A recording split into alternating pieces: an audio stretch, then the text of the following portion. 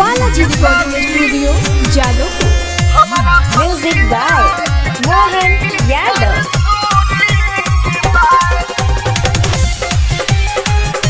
Presented by Anshubala music. सदिया के खबर सुन के बारिश लोहरे के बाद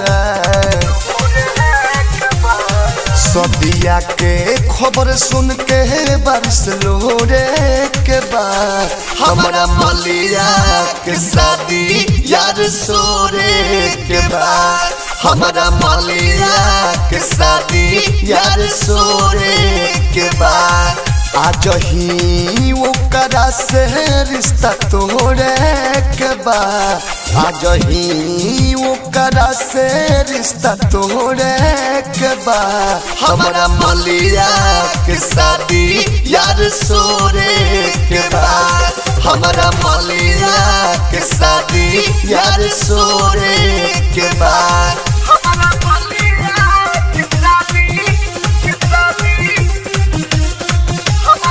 म्यूजिक बाय मोहन यादव।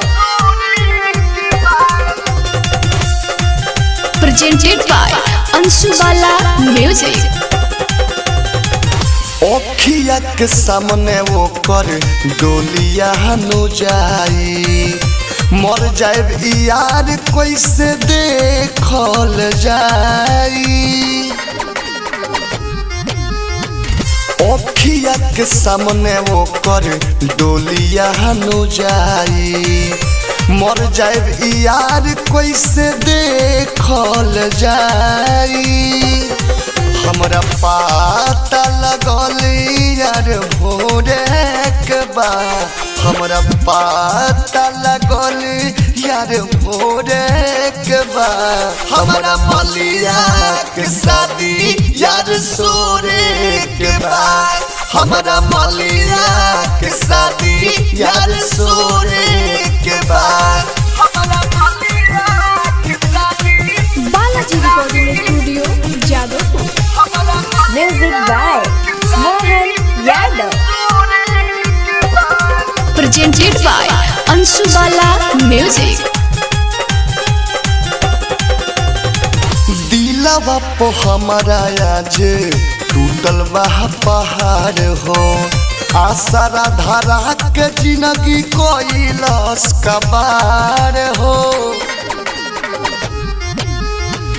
दिलवा पे हमारा आज टूटल बा पहाड़ हो आसरा धारा के जिंदगी कोइलस कबार हो कोहिया दो विदेशी सब कुछ छोड़े के बाद कोहिया दो विदेशी सब कुछ छोड़े के बाद हमारा मलिया के शादी यार सोरे के बाद हमारा मलिया के शादी यार सोरे के बाद बालाजी रिकॉर्डिंग स्टूडियो जादवपुर।